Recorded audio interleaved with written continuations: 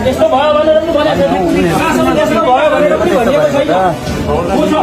खबर पाउनुपर्छ कि पर्दैन? तपाईँ हामीले जानकारी पाउनुपर्ने कि पर्दैन? तपाईँ हामी यति पीडा गरेर बाहिर बसेका छौँ नि, यी साला कुत्ताहरूले नि यिनीहरू भनेको हाम्रो खुन पसिना खाएर हाम्रो मान्छे मारेर यिनीहरू चाहिँ मोटाएका हुन्। भाइ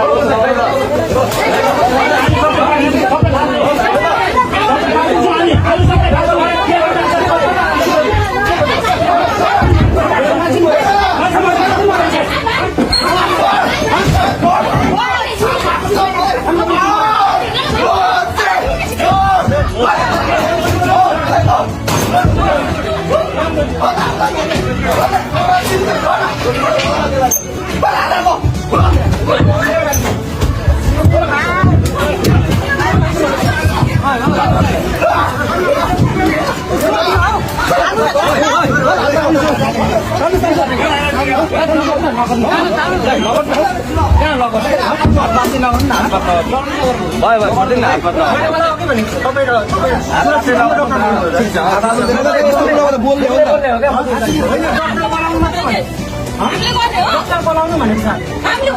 केही भनेको होइन, डक्टर बोलाइदिनु भने के भने भाइ तिमीले भाइ तिमी भित्र जाऊ, तिमी डक्टर बोलाऊ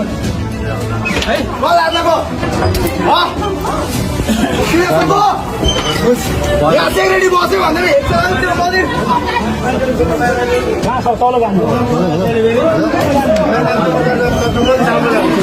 के भयो दालु सामान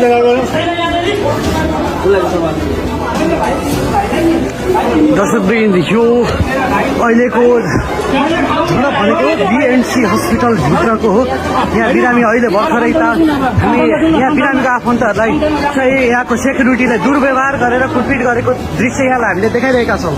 यहाँले प्रत्यक्ष रूपमा देखिरहनु भएको यो दृश्य बिर्ता मोडको बीएनसी हस्पिटल भित्रको चरम लापरवाहीको र यहाँका सेवाग्राहीहरू र यहाँको प्रशासन बीच कुरा गर्न नदिकन सेक्युरिटीले दादागिरी